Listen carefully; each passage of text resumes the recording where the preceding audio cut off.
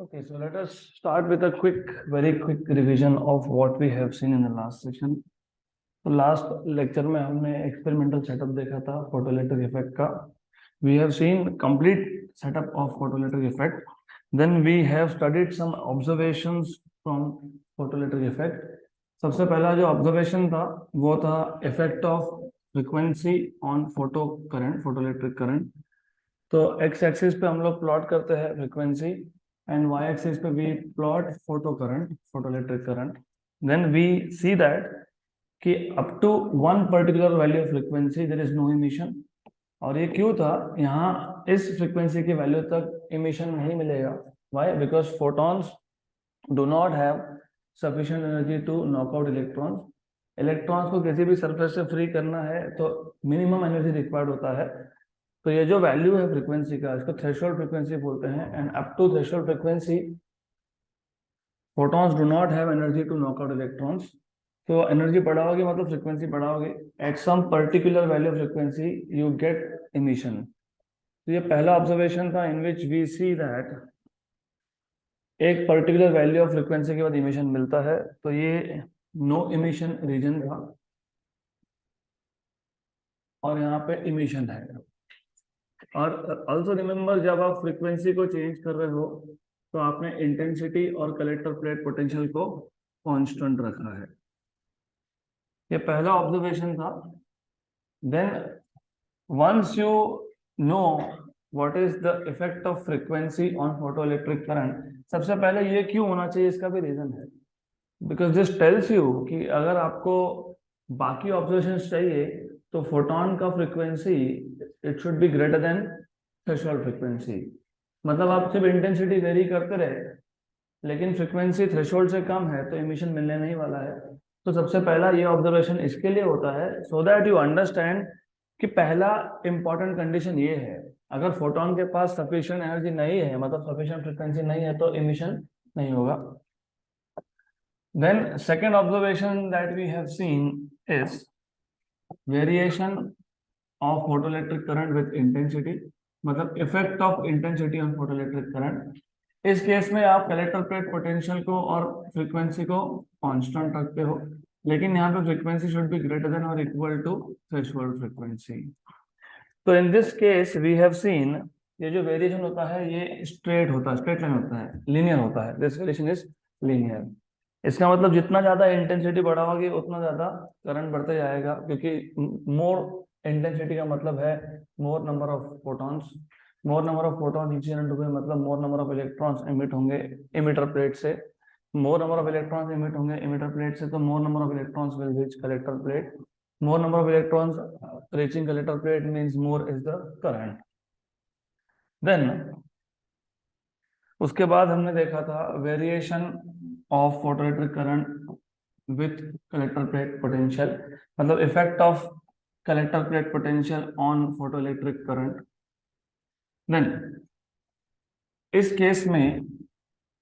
Case में आप intensity को कांस्टेंट रखते हो और फ्रीक्वेंसी को कांस्टेंट रखते हो, राइट.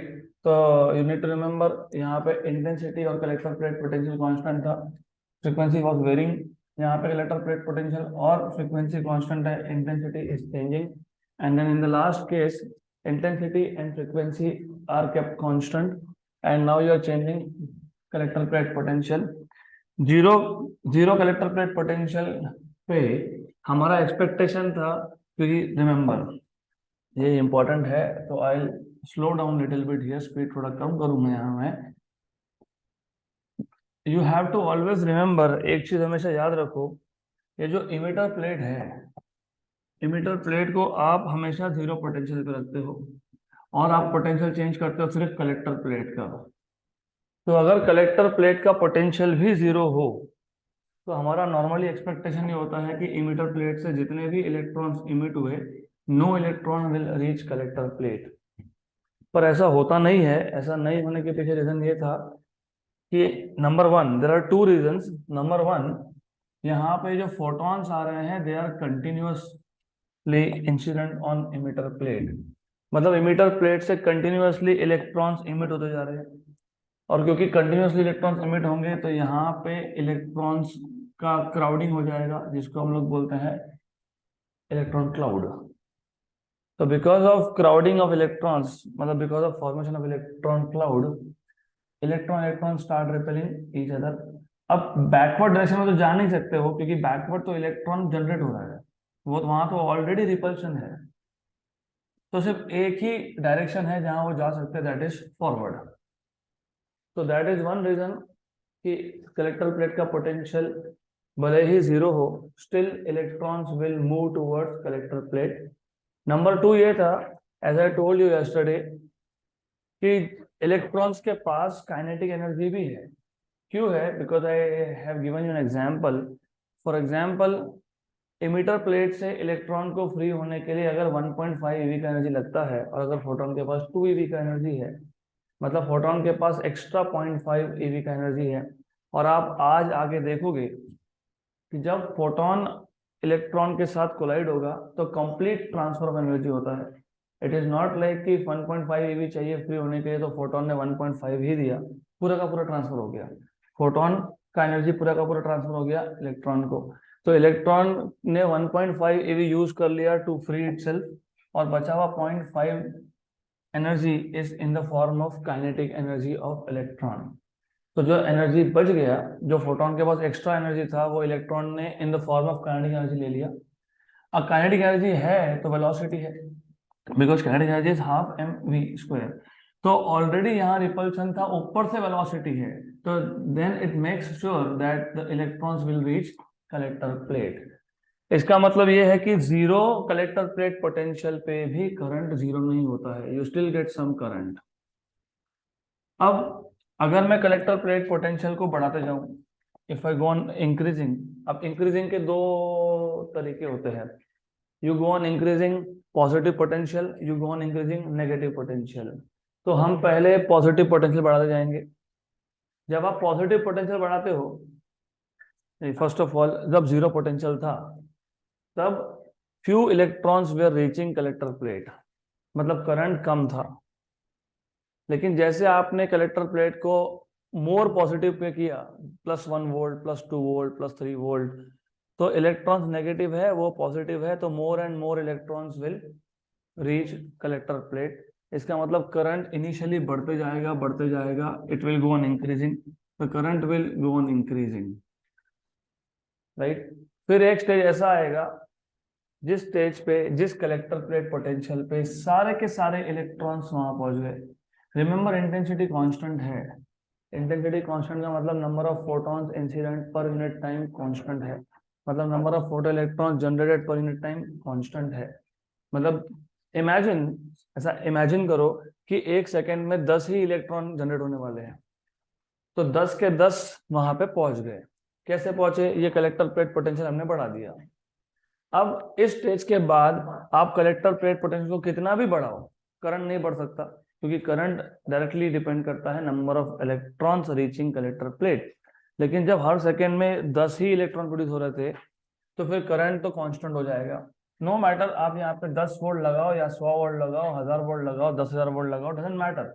आप कलेक्टर प्लेट को कितना भी बढ़ाते जाओ, लेकिन अब करंट नहीं बढ़ेगा, क्योंकि जितने भी इलेक्ट्रॉन्स हर सेकेंड में प्रोड्यूस हो रहे हैं, वो सारे के सारे ऑलरेडी कलेक्टर प्लेट पे पहुंच गए। अब जितने भी फोटॉन्स इंसिडेंट होंगे, जितने भी इलेक्ट्रॉन्स इमिट होंगे, सारे के सारे हर सेकेंड में कहाँ जाएंगे? कलेक्टर प्लेट पे। तो यहाँ पे आ जाता है एक सैचुरेशन, इसको बोलते हैं saturation current, this is called as saturation current. ये हो गया पॉजिटिव साइड का ग्राफ। पॉजिटिव साइड मतलब जब कलेक्टर प्लेट पोटेंशियल आपने पॉजिटिव रखा था, तब इसको पॉजिटिव साइड का ग्राफ हो गया, when the collector plate potential was kept positive. Okay, then उसके बाद हम क्या करते हैं? उसके बाद हम कलेक्टर प्लेट को नेगेटिव करना स्टार्ट करते हैं। कलेक्टर प्लेट को जब आप नेगेटिव करना स्टार्ट करते हो, तो अगेन सपोज मैंने -1 वोल्ट लगा दिया, तो हमारा एक्सपेक्टेशन ये था कि एक भी इलेक्ट्रॉन पहुंचना नहीं चाहिए। क्यों नहीं पहुंचना चाहिए? क्योंकि इलेक्ट्रॉन नेगेटिव है, कलेक्टर प्लेट भी नेगेटिव हो गया, तो नो इलेक्ट्रॉन शुड रीच, मतलब the current should directly fall to 0। लेकिन ऐसा होता नहीं है। क्यों? क्योंकि काइनेटिक एनर्जी, सारे इलेक्ट्रॉन्स के पास सेम काइनेटिक एनर्जी नहीं है। और वो सेम क्यों नहीं है, उसका रीजन मैंने कल आपको बताया था। तो सबके सब इलेक्ट्रॉन्स के पास सेम काइनेटिक एनर्जी नहीं होने की वजह से कुछ इलेक्ट्रॉन्स जिसका काइनेटिक एनर्जी ज्यादा था, दे विल स्टिल रीच। आपने -1 वोल्ट लगाया तो सारे तो नहीं पहुंच पाए, लेकिन कम से कम जिनके पास एनर्जी ज्यादा है वो पहुंच गए, मतलब करंट कम हो गया बेसिकली। फिर मैंने नेगेटिव पोटेंशियल को और बढ़ा दिया, -2 कर दिया। अभी थोड़े कम इलेक्ट्रॉन पहुंचेंगे, मतलब जिनके एनर्जी ज्यादा है वो पहुंचेंगे, बाकी रुक गए, फिर मतलब करंट और भी कम हो गया। फिर मैंने नेगेटिव पोटेंशियल को और बढ़ा दिया। Now you have even less number of electrons reaching collector plate. ऐसा करते करते करते करते फाइनली नेगेटिव पोटेंशियल का एक वैल्यू आएगा। किसका पोटेंशियल? कलेक्टर प्लेट का। एक वैल्यू ऐसा आएगा जहां पे एक भी इलेक्ट्रॉन कलेक्टर प्लेट पे नहीं पहुंचेगा। एक भी इलेक्ट्रॉन कलेक्टर प्लेट पे नहीं पहुंचने का मतलब ये होता है कि करंट जीरो हो गया। जिस पोटेंशियल पे करंट की वैल्यू जीरो हो गई, ये नेगेटिव पोटेंशियल है बाय द वे, उसको आप बोलते हो स्टॉपिंग पोटेंशियल। तो stopping potential is the potential at which no electrons reach collector plate, which means photoelectric current goes to zero. Right, यहां तक हमने कल देखा था। अब इसमें थोड़े से चेंजेस हम लोग करेंगे। मैंने कल शायद रफली बताया भी था, I don't remember, but let us see again. अब इफ यू रिमेम्बर, ये जो एक्सपेरिमेंट है ये इंटेंसिटी और फ्रीक्वेंसी को कांस्टेंट रख के किया गया है, और definitely frequency was greater than और इक्वल टू थ्रेशोल्ड। वो कंडीशन तो हमेशा रहने ही वाला है बाय द वे। अब हम वापस इस एक्सपेरिमेंट को रिपीट कर सकते हैं, लेकिन there are two ways of repeating the experiment. एक वन वे इज कि आप सेम फ्रीक्वेंसी रखो लेकिन इंटेंसिटी को हायर कर दो। अब मतलब पहले मैंने एक सिंगल इंटेंसिटी के लिए ये एक्सपेरिमेंट परफॉर्म किया, फिर मैंने उस एक्सपेरिमेंटल सेटअप में सिर्फ इंटेंसिटी बढ़ा दिया, वापस कांस्टेंट कर दिया। मतलब थ्रू आउट द एक्सपेरिमेंट जब आप एक्सपेरिमेंट परफॉर्म करो तो एक ही चीज चेंज होगी, वो है collector plate potential. For example, पहली बार जब मैंने एक्सपेरिमेंट परफॉर्म किया तो इंटेंसिटी 10 था, फ्रीक्वेंसी कांस्टेंट था, और कलेक्टर प्लेट को हम लोग चेंज कर रहे हैं। दूसरी बार जब हम ये सेम एक्सपेरिमेंट रिपीट करेंगे तो फ्रीक्वेंसी जो पहले केस का था वही है, फ्रीक्वेंसी सेम रहना मतलब फोटोन का एनर्जी सेम रहना। करेक्ट। हमने इंटेंसिटी की वैल्यू अभी 20 कर दी, सिर्फ इंटेंसिटी बढ़ा दिया, लेकिन अभी 20 रख के वापस से उसको फिक्स कर दिया। अब जब मैं एक्सपेरिमेंट वापस परफॉर्म करूंगा तो वापस क्या चेंज करूंगा? Collector plate potential. फिर थर्ड टाइम सेम चीज किया हमने, फ्रीक्वेंसी अभी भी वही है, मतलब फोटोन की एनर्जी अभी भी वही है जो पहले दो केसेस में था। अब हमने इंटेंसिटी 30 कर दिया, और अभी इंटेंसिटी 30 करके कांस्टेंट कर दिया, और वापस से क्या किया? कलेक्टर प्लेट पोटेंशियल चेंज किया। तो आप कर क्या रहे हो? आप वेरी कर रहे हो कलेक्टर प्लेट पोटेंशियल को।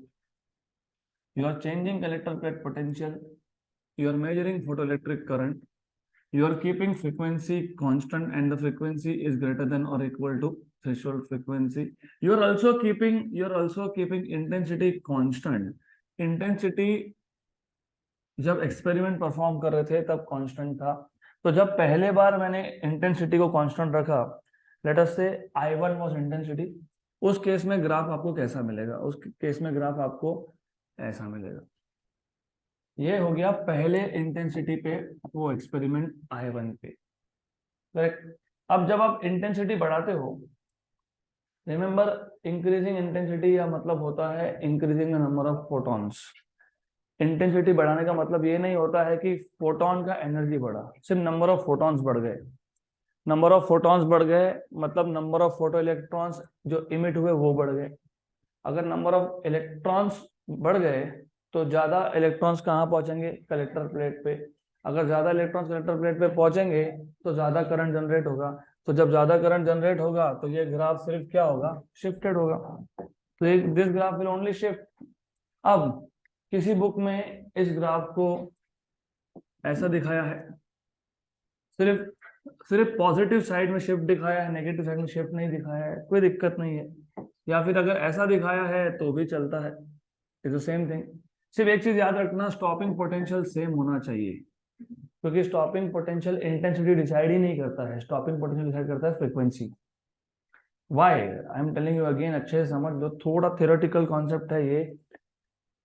Stopping potential is the potential required to stop electron with maximum kinetic energy.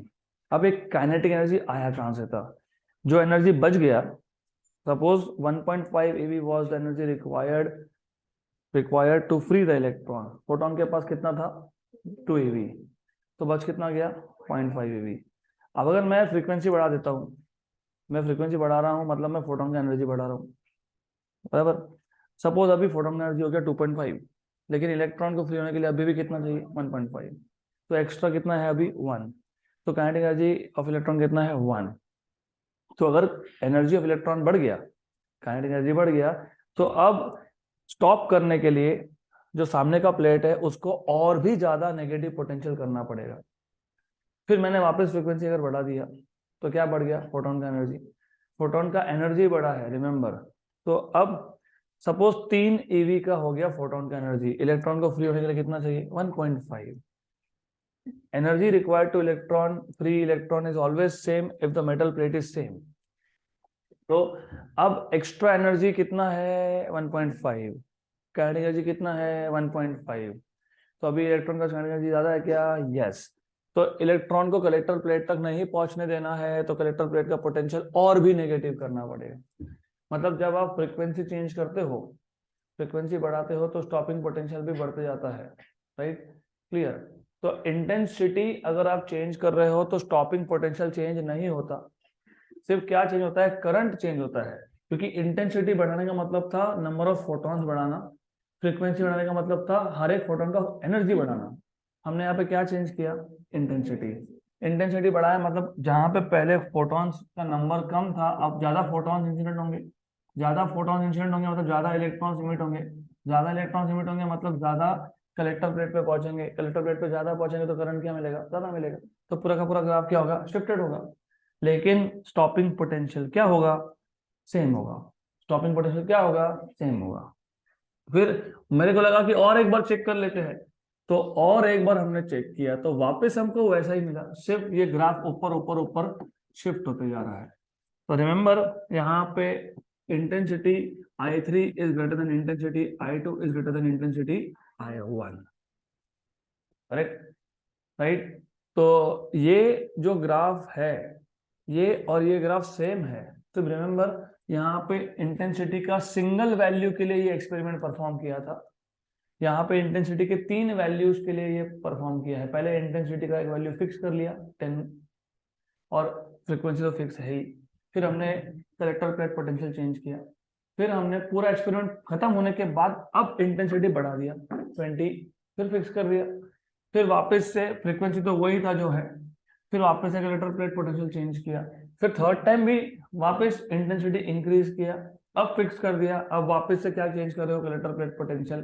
तो तीन केसेस में, तीनों केसेस में what you notice is that the stopping potential remains same. ये डिटेल समझना बहुत जरूरी है, बिकॉज आगे जाके remember we are studying dual nature of radiation, और यहाँ पे हम रेडिएशन को पार्टिकल ट्रीट कर रहे हैं। और वो जरूरी क्यों है, क्योंकि अगर आप रेडिएशन को वेव ट्रीट करते तो ये ग्राफ वेव नेचर एक्सप्लेन कर ही नहीं सकता है। तो आपको ये पता होना चाहिए, first of all you should know कि कोई भी थियरी फेल कब होता है, जब वो कोई ऑब्जर्व फिनोमेना एक्सप्लेन नहीं कर पाए। तो जो हमने लास्ट चैप्टर में देखा था, इलेक्ट्रोमैग्नेटिक रेडिएशन क्या है, वेव है। लेकिन अगर मैं वेव नेचर कंसिडर करता हूं तो वो इस ऑब्जर्वेशन को एक्सप्लेन कर नहीं पाएगा। क्यों नहीं कर पाएगा, वो आगे आएगा। इसलिए एक छोटा छोटा सा भी पॉइंट यहाँ पे इंपॉर्टेंट है, बिकॉज अल्टीमेटली देखो साइंस में होता क्या है, आप कोई थ्योरी देते हो, फिर वो थ्योरी को आपको सिर्फ थ्योरी नहीं चलता है, वहां पे एक्सपेरिमेंटली प्रूव भी करना पड़ता है। तो जब आप यहाँ पे एक्सपेरिमेंट कर रहे थे तो ऐसा ग्राफ मिला। अब ये ग्राफ तब हो सकता है जब पार्टिकल नेचर हो लाइट का, light is not wave but particle, वो आपको अभी 10-15 मिनट में समझ में आ जाएगा। अब we what we do is, जैसे हमने यहाँ पे इंटेंसिटी के अलग अलग वैल्यूज के लिए ये एक्सपेरिमेंट परफॉर्म किया, वैसे हम लोग फ्रीक्वेंसी के अलग अलग वैल्यू के लिए परफॉर्म करते तो क्या होता। तो फॉर एग्जाम्पल, अगर मैं यहाँ पे कलेक्टर प्लेट पोटेंशियल वेरी कर रहा हूँ, यहाँ पे ये फोटो इलेक्ट्रिक करंट का ग्राफ है।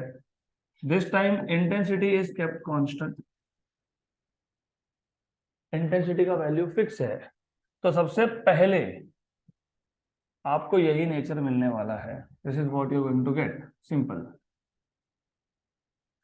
तो इस केस में हमारे पास जो फ्रीक्वेंसी था वो लेट अस से nu1 था। ये फ्रीक्वेंसी मतलब सम फिक्स्ड एनर्जी, किसका एनर्जी फिक्स्ड, फोटोन की एनर्जी फिक्स्ड। फोटोन का नंबर तो तुमने पहले फिक्स करके रखा, इंटेंसिटी को फिक्स करना मतलब नंबर ऑफ फोटॉन्स इमिटेड पर यूनिट टाइम तो वैसे भी फिक्स है। एक सेकंड में 100 फोटोन आएंगे तो 100 ही आएंगे, और 100 के 100 फोटोन की एनर्जी क्या होगा, सेम होगा। कितना होगा, एच नो वन होगा। यहाँ तक क्लियर। अब हमने सोचा एक काम करते हैं, अब इंटेंसिटी को वही रखते हैं। पहले एक बार एक्सपेरिमेंट परफॉर्म हो गया, कौन से फ्रिक्वेंसी पे, nu1 पे। नाउ हम इंटेंसिटी को फिक्स रखते हैं, let us keep intensity fix, intensity को फिक्स कर देते हैं। अब फ्रीक्वेंसी चेंज करके देखते हैं और पूरा एक्सपेरिमेंट वापस परफॉर्म करके देखते हैं। तो जब आप फ्रीक्वेंसी चेंज कर रहे हो, पूरा एक्सपेरिमेंट वापस परफॉर्म कर रहे हो, इंटेंसिटी सेम है, तो what you get is something like this. आपको ऐसा ग्राफ मिला, और उस ग्राफ में आपको एक चीज समझ में आई कि सैचुरेशन करंट जो है ना, सैचुरेशन करंट दोनों के लिए ऑलमोस्ट सेम है, लेकिन स्टॉपिंग पोटेंशियल जो है यहाँ पे, ये स्टॉपिंग पोटेंशियल की वैल्यू पिछले वाली वैल्यू से ज्यादा है। तो जो पहला केस का स्टॉपिंग पोटेंशियल था वो V01 था, और जो दूसरे केस का स्टॉपिंग पोटेंशियल है वो V02 है।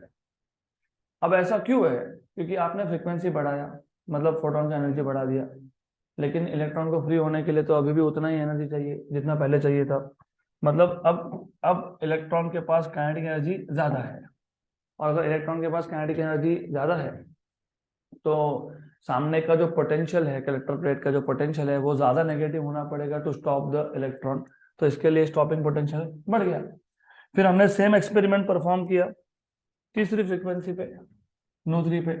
तो again what we notice is, हमको वापस ऐसा दिखता है, व्हाट वी सी इज कि अगर मैंने फ्रीक्वेंसी और भी बढ़ा दिया, मतलब अब काइनेटिक एनर्जी ऑफ इलेक्ट्रॉन और भी बढ़ गया, तो स्टॉपिंग पोटेंशियल हमको और भी ज्यादा लगने वाला है। यहाँ पे सबसे ज्यादा फ्रीक्वेंसी है nu3, फिर है nu2, और फिर है nu1, है ना, उल्टा लिख रहा हूँ मैं, इट शुड बी ग्रेटर। सबसे ज्यादा फ्रीक्वेंसी है nu3, उसके बाद है nu2, उसके बाद है nu1। तो ये दो टाइप के ग्राफ आपको और दिखेंगे इन योर बुक नोट्स। यहाँ तक clear. Two important things that you must have noticed from here is that increasing intensity only increases current, but increasing frequency increases stopping potential, which means frequency frequency कौन, frequency क्या decide करेगा, kinetic energy किसका, electron का, बराबर। और kinetic energy क्या decide करेगा, stopping potential. ये याद रखना, क्योंकि जब हम वेव थ्योरी के फेल्यूर्स देखेंगे, रिमेंबर अगेन, हम ये सारे ऑब्जर्वेशंस एक्सप्लेन कर पा रहे हैं क्योंकि हमने लाइट को एज अ पार्टिकल ट्रीट किया है, एज अ वेव ट्रीट नहीं किया। क्योंकि वो वेव नेचर अगर मैं लेता हूं तो वेव नेचर ये ऑब्जर्वेशंस को एक्सप्लेन कर ही नहीं पाएगा, क्योंकि वेव नेचर का एक प्रिडिक्शन ऐसा होता है कि kinetic energy of emitted electron ये फ्रीक्वेंसी पे डिपेंड ही नहीं करता है, but we see that kinetic energy of electron is dependent on frequency. तो ये एक फेल्योर भी हो गया उसका, किसका, वेव थ्योरी का। अब एक लास्ट टाइप का ग्राफ जो हमको देखना है, that is variation of stopping potential with frequency. जो तीन ग्राफ हमने पहले के देखे, उन तीनों ग्राफ में हम देख रहे थे effect of frequency, effect of intensity, effect of stopping potential, sorry effect of collector plate potential किस पे, फोटो इलेक्ट्रिक करंट पे। तो पिछले तीन ग्राफ में वाई एक्सिस फिक्स था, that was photo electric current. तो पिछले तीनों ग्राफ में effect of frequency, effect of intensity, effect of collector plate potential on photo electric current था। ये एक आखिरी ऐसा ग्राफ है जिसमें हम फोटो इलेक्ट्रिक करंट, थोड़ा इधर हो जाओ,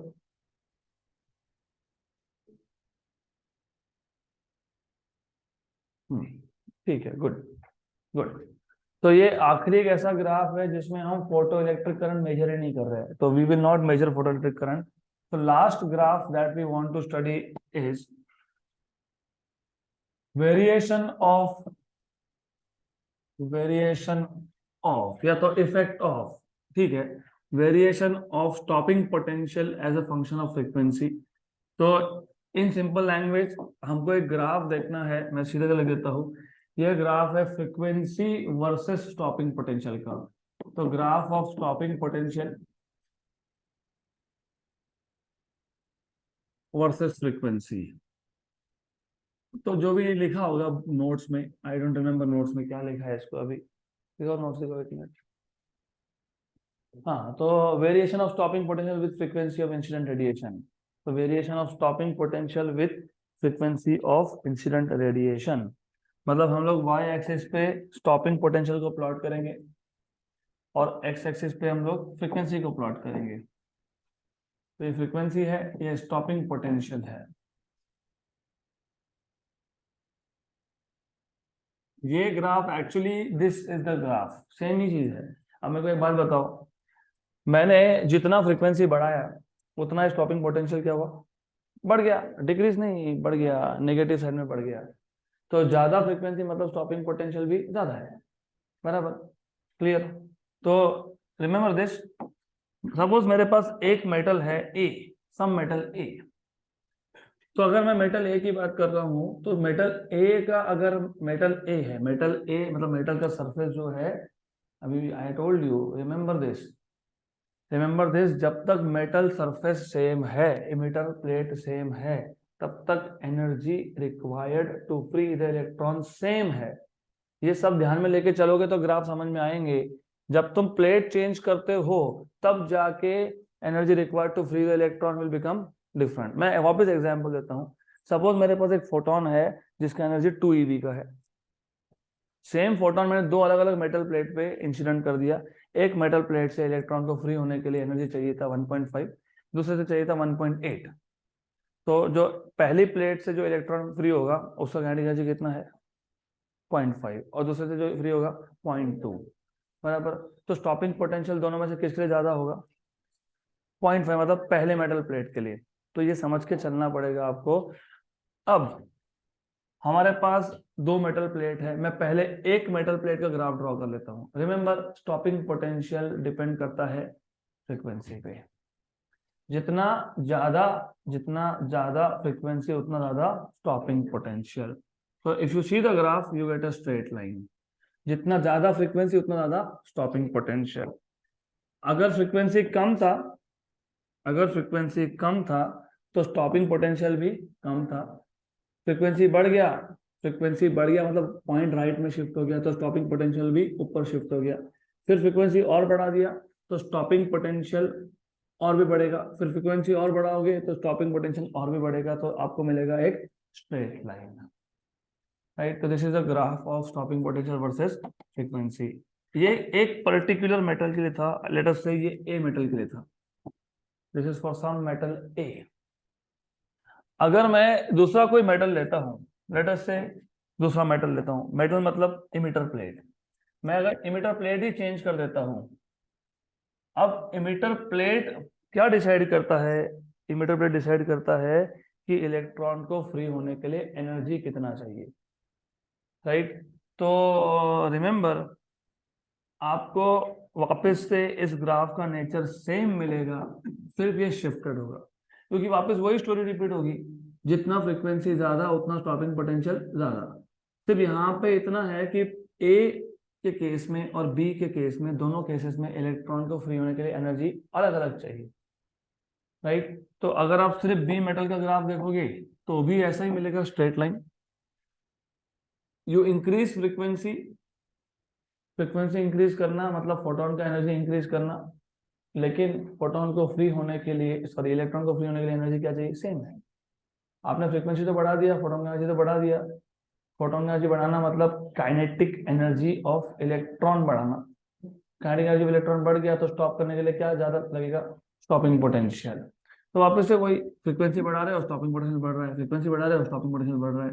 राइट। तो दोनों मेटल्स के लिए सेम स्टोरी है, सिर्फ ये थोड़ा सा शिफ्टेड है। अब एक चीज याद रखो, जब आप स्टॉपिंग पोटेंशियल वर्सेस फ्रीक्वेंसी का ग्राफ देखते हो, तो ये स्ट्रेट लाइन फ्रीक्वेंसी एक्सिस को जहां पे कट करता है, कहाँ पे कट किया, यहाँ पे, ये होता है थ्रेशोल्ड फ्रीक्वेंसी का वैल्यू। और सिमिलरली ये पहले मेटल का थ्रेशोल्ड फ्रीक्वेंसी है, तो ये कौन से का है, ये दूसरे का थ्रेशोल्ड फ्रीक्वेंसी है, simple, right. This is what you have, ये लास्ट ग्राफ था। This is a graph of stopping potential versus frequency. The graph is linear.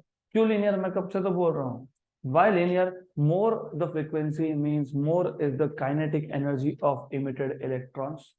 More is the kinetic energy मतलब more is the potential required to stop the electron, मतलब more is the stopping potential. And this straight line where it cuts the frequency axis is nothing but threshold frequency. Simple, यहाँ तक clear, good. तो ये last graph था। अब हमने जितने भी ग्राफ स्टडी किए, हमने ये 3-4 ग्राफ स्टडी किए, ये 3, 1, 2 एंड 3, इसके 2 वेरिएशंस देखे, और ये चौथा ग्राफ था। तो टोटल 4 ग्राफ है, और थर्ड नंबर के ग्राफ में 2 वेरिएशंस है, राइट। क्योंकि ये 2 ग्राफ कहाँ से आए, इसी से आए। कहाँ से आए, variation of photoelectric current with collector plate potential. तो कंक्लूजन हमारे क्या हो सकते हैं, you can conclude, you can say कि फोटोइलेक्ट्रिक इफेक्ट की कुछ प्रॉपर्टीज है जिसको आप बोलते हो कैरेक्टरिस्टिक्स। तो पहला कंक्लूजन, पहला कैरेक्टरिस्टिक्स, पहला प्रॉपर्टी क्या है, एक पर्टिकुलर फ्रीक्वेंसी तक इमिशन नहीं मिलेगा आपको, उसको क्या बोलोगे, थ्रेशोल्ड फ्रीक्वेंसी। तो ये आ गया आपका पहला characteristics for a given photosensitive material. Given क्यों बोलते हैं, क्योंकि मेटल प्लेट आपने पहले से फिक्स करके रखा है कि कैडमियम यूज करोगे कि जिंक यूज करोगे। तो फॉर अ गिवन, अगर मैं मटेरियल चेंज करता हूं तो डेफिनेटली चेंज होगा, लेकिन for a given photosensitive material there exist a certain minimum cut off frequency of the incident radiation called as threshold frequency below which no emission of photoelectrons is possible. तो ये characteristics हो गया photoelectric effect का, मतलब एक given metal surface के लिए minimum frequency जिसको थ्रेशोल्ड फ्रीक्वेंसी बोलते हैं, उससे नीचे इमिशन होगा क्या, नहीं होगा। So for a given photosensitive material, there exists a certain minimum value of frequency called as threshold frequency below which no photoelectrons is emitted. तो ये पहले ग्राफ से आ गया, पहला कैरेक्टरिस्टिक्स। दूसरे ग्राफ से क्या दिखता है तुमको, if collector plate potential and frequency are kept constant, then then photoelectric current varies linearly with intensity. तो ये सेकंड कैरेक्टरिस्टिक्स है, for a given frequency of incident radiation and collector plate potential the photoelectric current varies linearly with intensity of the incident radiation. Linear था कि नहीं था, ये linear, right. तो ये सेकंड कैरेक्टरिस्टिक आ गया। मतलब बेसिकली अगर बोर्ड में क्वेश्चन आता है, right the characteristic of photoelectric effect, तो कैरेक्टरिस्टिक वही है, यही है, सिर्फ उसको एक एक पॉइंट के फॉर्म में लिख लिया। पहला पॉइंट है कि थ्रेशोल्ड फ्रीक्वेंसी से कम पे इमिशन मिलेगा नहीं। दूसरा पॉइंट ये है कि ये एक लीनियर ग्राफ है, स्ट्रेट लाइन ग्राफ है, डन। तीसरा, अब तीसरा इसको हम नहीं मेंशन करेंगे फिलहाल, क्योंकि इसमें कॉम्प्लिकेशंस है, इसमें अलग अलग केसेस बनते हैं।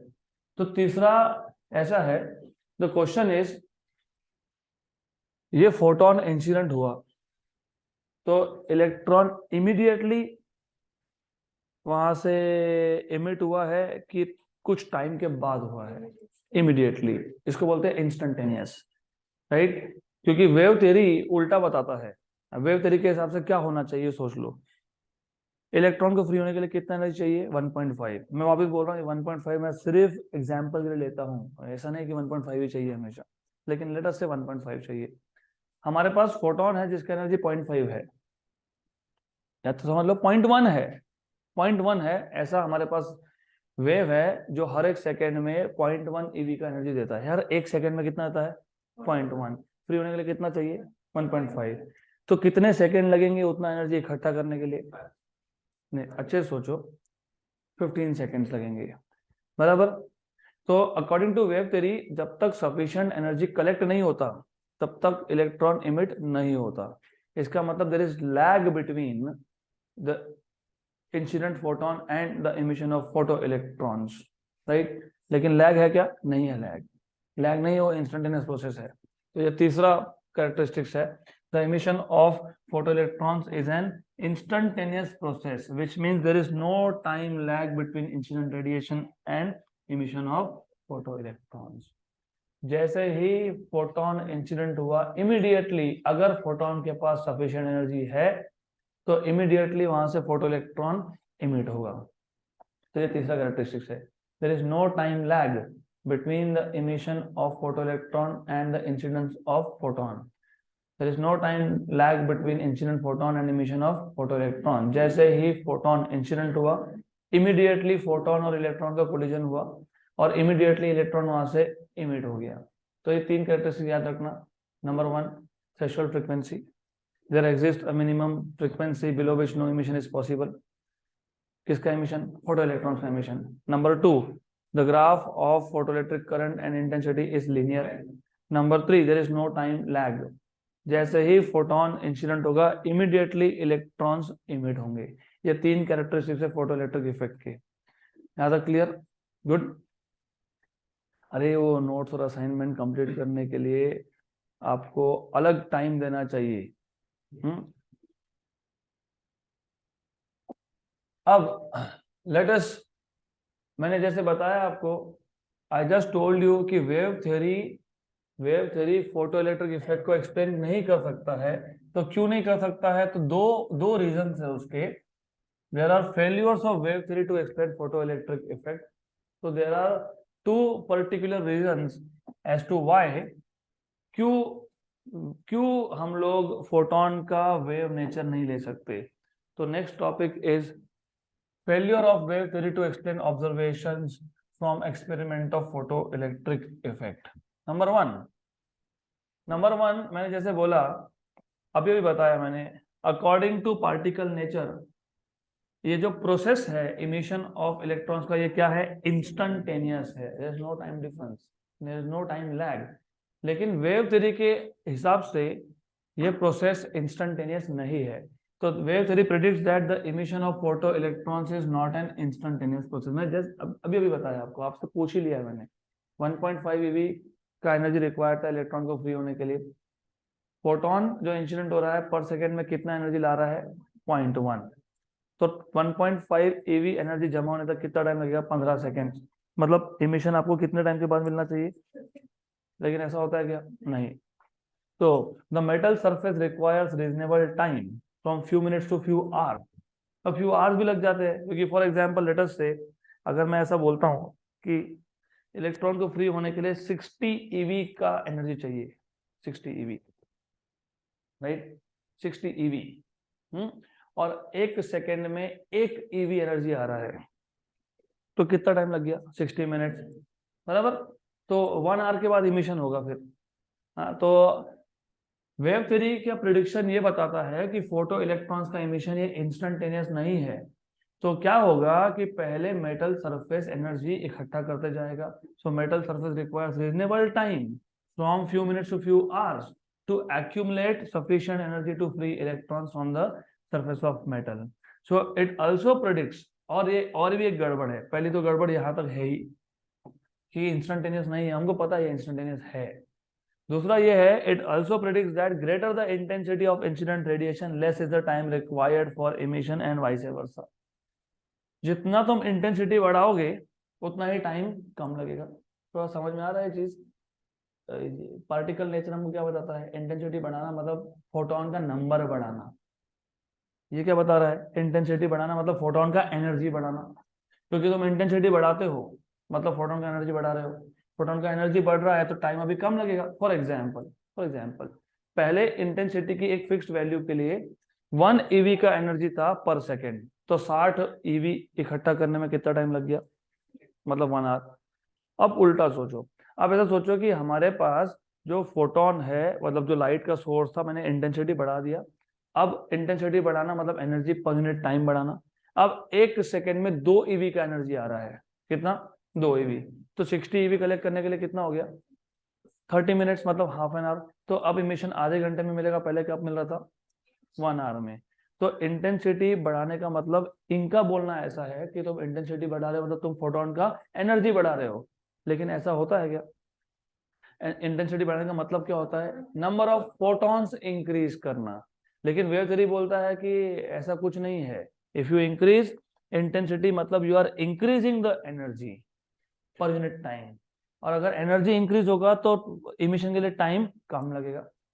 अब अगर मैं इंटेंसिटी और बढ़ा देता हूं, 1 सेकेंड में 3 EV का एनर्जी है, तो 60 EV इकट्ठा करने के लिए 20 मिनट्स, तो अब इमिशन 20 मिनट के बाद हो जाना चाहिए।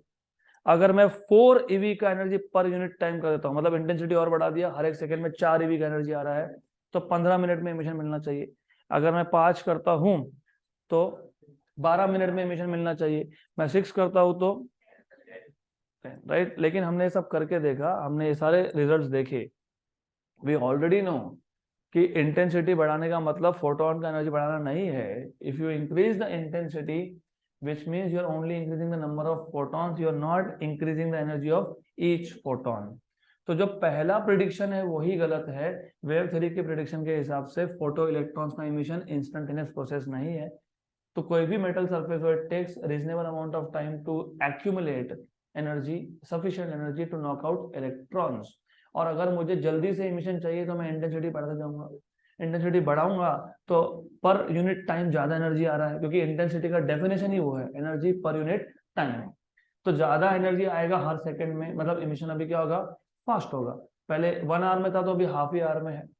लेकिन ये सारे एक्सपेरिमेंट्स करने के बाद समझ में आया कि ऐसा कुछ होता नहीं है। तो दैट इज फर्स्ट फेल्यूर।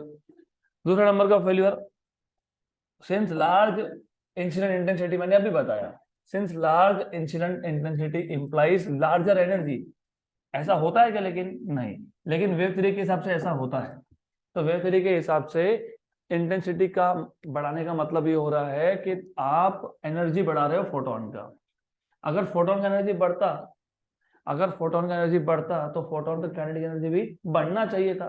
ऐसा तो हुआ नहीं। मैंने इसलिए बोला ना, ये इस चीज पे ध्यान दो। इंटेंसिटी तुमने बढ़ाया तो स्टॉपिंग पोटेंशियल बढ़ा क्या? नहीं बढ़ा। स्टॉपिंग पोटेंशियल किस पे डिपेंड करता है? काइनेटिक एनर्जी ऑफ इलेक्ट्रॉन पे। तो अगर वेव थ्योरी सही होता तो इंटेंसिटी इंक्रीज करने का मतलब ये था कि काइनेटिक एनर्जी भी बढ़ना चाहिए। अगर काइनेटिक एनर्जी बढ़ता है तो स्टॉपिंग पोटेंशियल भी बढ़ना चाहिए। लेकिन ऐसा हमको कुछ दिखता नहीं है। हमको सिर्फ ये दिखता है कि करंट बढ़ रहा है। तो करंट तो बढ़ेगा ना वैसे, क्योंकि ज्यादा फोटॉन मतलब ज्यादा इलेक्ट्रॉन मतलब ज्यादा करंट। लेकिन स्टॉपिंग पोटेंशियल रिमेन्स सेम। तो ये और एक फेल्यूर है। तो according to wave theory, larger incident intensity implies larger energy, और लार्जर एनर्जी है तो फिर इलेक्ट्रॉन्स का काइनेटिक एनर्जी भी क्या होना चाहिए? लार्जर होना चाहिए। तो larger incident intensity implies larger energy, hence the photoelectrons are expected to be emitted with large kinetic energy. अगर kinetic energy large है तो stopping potential भी large होना चाहिए। But the observation shows that the kinetic energy of emitted electrons is independent of intensity. क्योंकि kinetic energy frequency पे depend करता है, इंटेंसिटी पे नहीं। ये फिर और आगे तुम देखोगे, वेव थ्योरी के हिसाब से फ्रीक्वेंसी का इलेक्ट्रॉन की काइनेटिक एनर्जी के साथ कोई लेना देना नहीं है। पर ऐसा था क्या? उल्टा था। एक्चुअली क्या था कि फ्रीक्वेंसी क्या डिसाइड करेगा? Kinetic energy. See, according to wave theory, frequency has no role in determining the kinetic energy. हम तो उल्टा ही देख रहे हैं। According to wave theory there is no role of frequency in determining kinetic energy, but हमारे graph तो उल्टा ही बता रहे हैं। हमारे ग्राफ बता रहे हैं यहाँ पे, देखो स्टॉपिंग पोटेंशियल ज्यादा मतलब काइनेटिक एनर्जी ज्यादा, और एक काइनेटिक एनर्जी ज्यादा कब हुआ? जब फ्रीक्वेंसी आपने बढ़ा दिया। तो in fact it is the other way round, उल्टा है कि frequency decides the kinetic energy of emitted photo electrons. तो ये दो फेल्यूर थे, तो याद रखना। पहला फेल्यूर था वेव थ्योरी के according the process is not instantaneous, any metal surface will take a reasonable amount of time to accumulate sufficient energy to free electrons, right? Correct. और अगर हम इंटेंसिटी बढ़ा रहे हैं तो उतना ही टाइम कम लगेगा, उतना ही इमिशन फास्टर होगा। नंबर टू, यहाँ पे लार्जर इंटेंसिटी का मतलब लार्ज एनर्जी, और लार्ज एनर्जी का मतलब kinetic energy of electron large है। लेकिन हमको तो उल्टा ही दिखता है, हमको ये दिखता है कि इंटेंसिटी का काइनेटिक एनर्जी से कोई रिलेशन नहीं है, लेकिन किसका है, फ्रीक्वेंसी का है। इसका उल्टा बोलना है, मेरा तरीका बोलना है कि नहीं नहीं, फ्रीक्वेंसी काइनेटिक एनर्जी डिसाइड नहीं करता, कौन डिसाइड करता है, intensity. But observations give us the other way round scenario. यहाँ तक क्लियर? तो these are failures of wave theory to explain photoelectric effect. These are failures of wave theory to explain photoelectric effect, right? तो अब Einstein ने एक नया model दिया। मैंने आपको बताया था, आई टोल्ड यू कि आइंस्टाइन को नोबेल प्राइज उसके थियरी ऑफ रिलेटिविटी से नहीं मिला है, उसको मिला है फोटो इलेक्ट्रिक इफेक्ट की वजह से। तो आइंस्टाइन ने ये पूरा प्रोसेस समझाया है in the form of postulates. Postulates का मतलब होता है assumptions। तो Einstein explain all this photo electric effect in the form of postulates.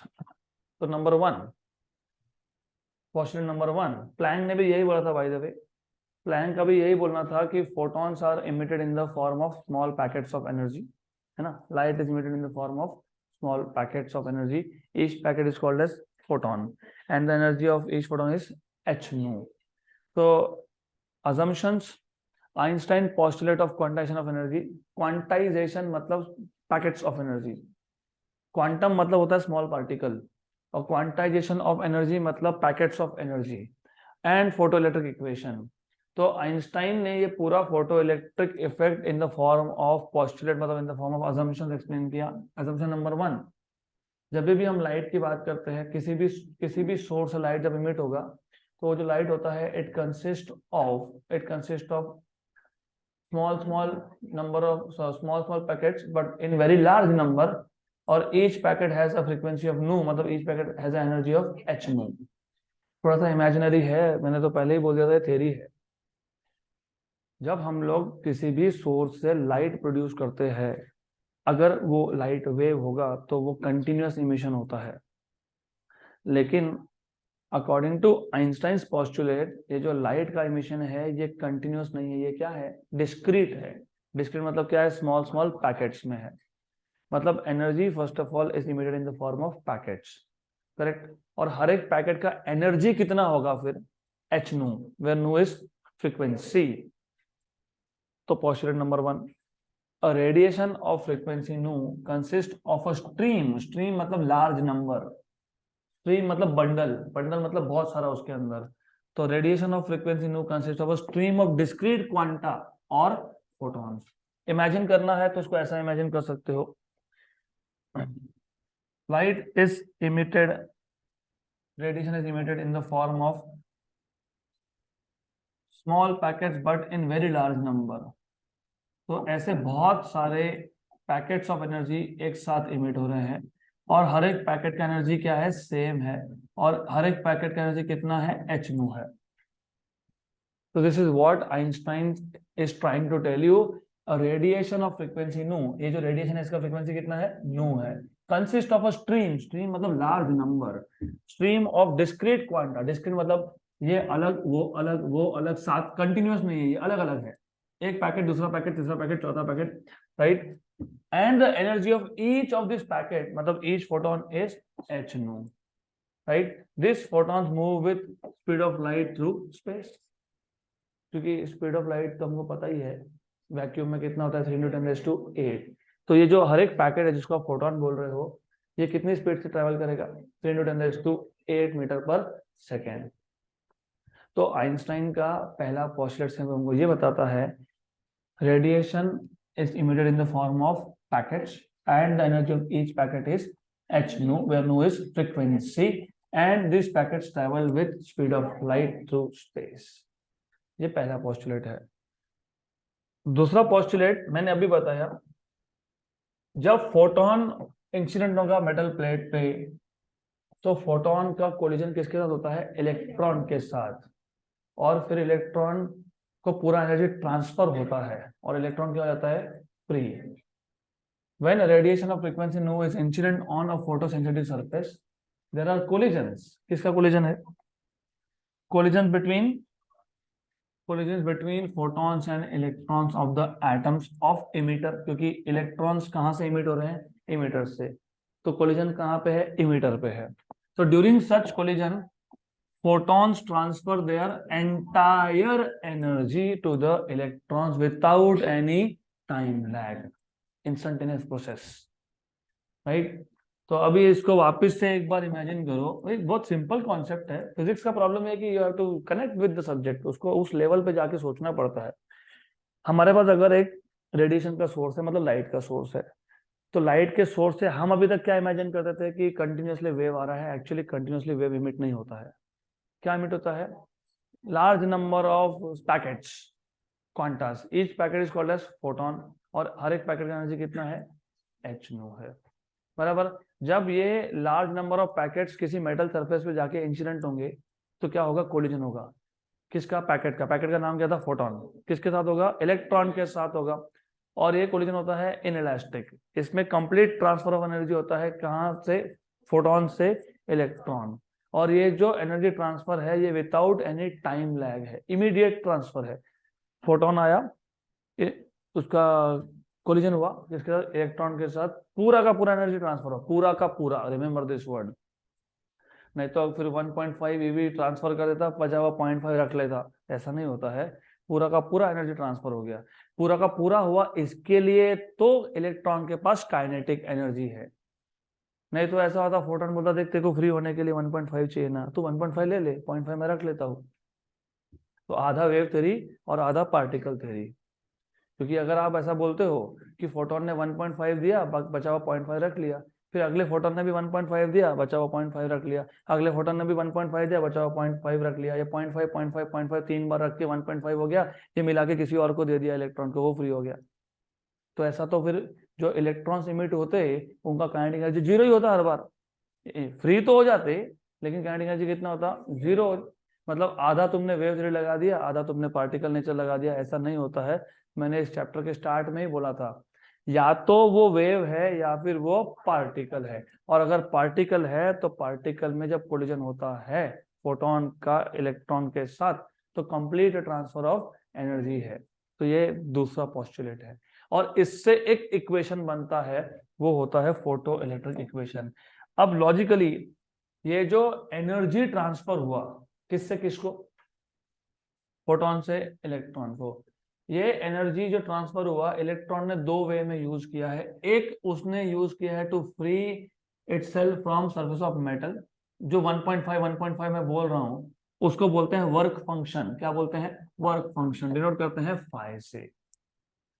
Remember, the energy of the photon is used in two different ways. Part of the energy is used by the electron to free itself from surface of metal, and the remaining part is taken away in the form of, तो जो photon था उसका energy अगर E था तो E equal to क्या आएगा, 5 + वही तो मैं कब से बोल रहा हूँ, 2 EV का एनर्जी था, फ्री होने के लिए 1.5, बचा हुआ 0.5 कहाँ आ गया, काइनेटिक एनर्जी के फॉर्म में। इसको आप बोलते हो फोटो इलेक्ट्रिक इक्वेशन, जिस called as Einstein's photo electric equation. ये आइंस्टाइन के फोटो इलेक्ट्रिक इक्वेशन का एक फॉर्म है, ऐसे 3 फॉर्म और है। तो मैं पहली बात तो इसको ऐसा भी लिख सकता हूँ, kinetic energy of electron is equal to E-5। फिर ई कौन था, फोटोन का एनर्जी था, लेकिन वो कौन है, H-5। करेक्ट, क्लियर है तक। लेकिन काइनेटिक एनर्जी क्या होता है, 12mv² इक्वल टू H-5। हाँ, अब ये सारे इक्वेशंस आप देखोगे एक एक करके, तो just a minute, you will see all this equations. तो the absorbed energy h nu by electrons from the photon is used in two ways. Part of energy is used in liberating, मतलब free करने में, liberate करना मतलब क्या, free करने में, in liberating the electron from the surface of metal. The minimum energy required to free the electron from a given surface is known as work function and denoted by phi0. से मैंने यहाँ पे phi लिखा था, इन्होंने इसको phi0 बोला, ये ठीक है, कोई दिक्कत नहीं, phi0 बोल दो। Okay good. Then the remaining part कौन है, काइनेटिक एनर्जी है, वो क्या है, H2 माइनस फाइव। देखो लिखा है क्या ऐसा, remaining part H2 minus 50 appears as kinetic energy of the liberated electron. If an electron does not lose any part of this energy in collision inside the surface, मैंने ये भी बताया था कि कुछ कुछ इलेक्ट्रॉन सरफेस के नीचे से बाहर आते हैं, लेकिन अगर इलेक्ट्रॉन सरफेस से ही इमिट हुआ तो इलेक्ट्रॉन का एनर्जी लूज हुआ क्या, नहीं हुआ। थोड़ा सा ये कॉन्सेप्ट को आपको इमेजिन करना ही पड़ेगा। Imagination can take you to places where you cannot go inside a material to see क्या हो रहा है, तो आपको इमेजिन करना पड़ेगा। कुछ इलेक्ट्रॉन्स जो थे वो डायरेक्टली सरफेस से ही इमिट हो गए, कुछ इलेक्ट्रॉन्स जो थे वो सरफेस के अंदर से आ रहे हैं।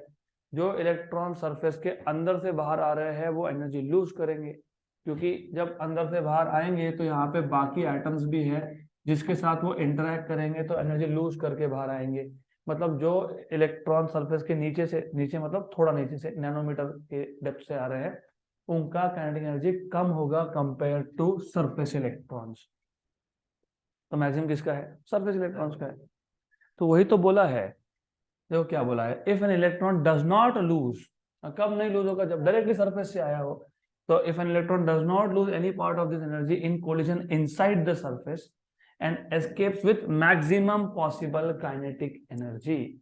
तो what is maximum possible kinetic energy, ये जो काइनेटिक एनर्जी है इसी को क्या बोल दोगे, मैक्सिमम। तो के मैक्स क्या आएगा, H2 माइनस 50, क्या आ गया, H2 माइनस 50 आ गया, इक्वेशन नंबर 1। लेकिन काइनेटिक एनर्जी क्या होता है, हाफ एम वी स्क्वायर, लेकिन ये काइनेटिक एनर्जी क्या था, मैक्सिमम था, तो half M v max square, half M v max square equal to H2 minus 50। यहाँ तक क्लियर।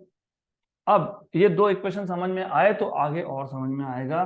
तो मैं आपको वापस एक बार बता देता हूँ स्टोरी क्या है। पहले तो स्टोरी समझ लो पूरी की पूरी।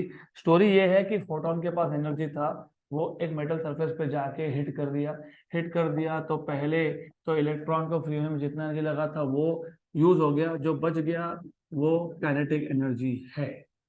तो काइनेटिक एनर्जी कितना है, फोटोन का एनर्जी माइनस फाइव, राइट। लेकिन एनर्जी ऑफ फोटोन क्या होता है, H nu होता है। अगर ये इलेक्ट्रॉन सरफेस से इमिट हुआ है तो उसका काइनेटिक एनर्जी क्या है, मैक्सिमम है। और आपको पता है काइनेटिक एनर्जी होता है हाफ एम वी स्क्वायर, तो half M v max square equal to H nu minus 50 है। यहाँ तक क्लियर। अब थोड़ा सा ऑफ टॉपिक जाना पड़ेगा, एक्चुअली वो 11th में कवर होता है। तो इमेजिन, सपोज सपोज बड़बड़ बंद, सपोज मेरे पास एक इलेक्ट्रॉन है, जो रेस्ट पे है, काइनेटिक एनर्जी कितना है, 0। अब मैंने इसको, इस इलेक्ट्रॉन को एक इलेक्ट्रिक फील्ड में रख दिया, क्या होगा, मूव होगा। वेट, वेरी गुड, मूव होगा, मतलब ये काइनेटिक एनर्जी गेन करेगा, बराबर। अपने आप कोई भी चीज काइनेटिक एनर्जी गेन करती है कि उस पर वर्क डन होना चाहिए, क्योंकि मोशन में आना मतलब डिस्प्लेसमेंट होना, मतलब क्या होना, वर्क डन होना।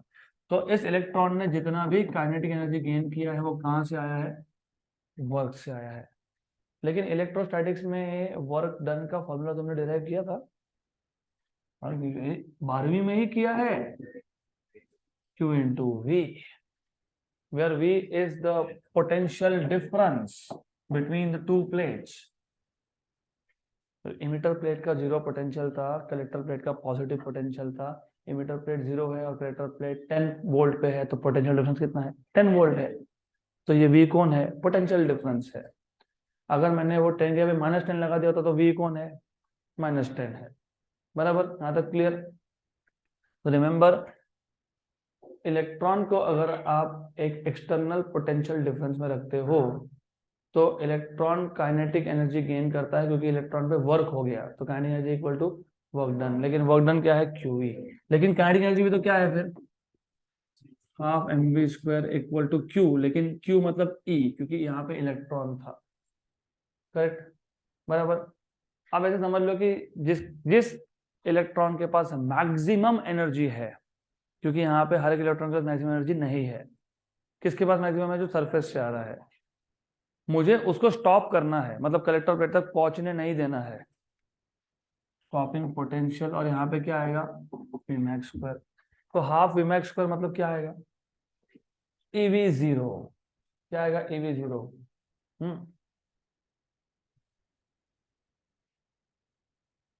तुम दोनों जरा रुक जाओ क्लास के बाद, जिसने मारा और जिसको मारा दोनों को बताता हूँ कि कैसे मार खाते और कैसे मारते हैं। रुको जरा, क्लास के बाद देखता हूँ मैं आप लोगों को, अब बहुत हो रहा है। ये हाफ MV मैक्स स्क्वायर मतलब EV zero equal to H nu minus five zero. यहाँ तक क्लियर? तो ये और एक फॉर्म है इसका, फोटो इलेक्ट्रिक इक्वेशन का। तो ये और एक फॉर्म आ जाएगा फोटो इलेक्ट्रिक इक्वेशन का, वो अभी मैंने कहीं तो लिखा है, ये रहा, EV zero equal to H nu minus five zero. तो इसके आगे का कल देखते हैं अब।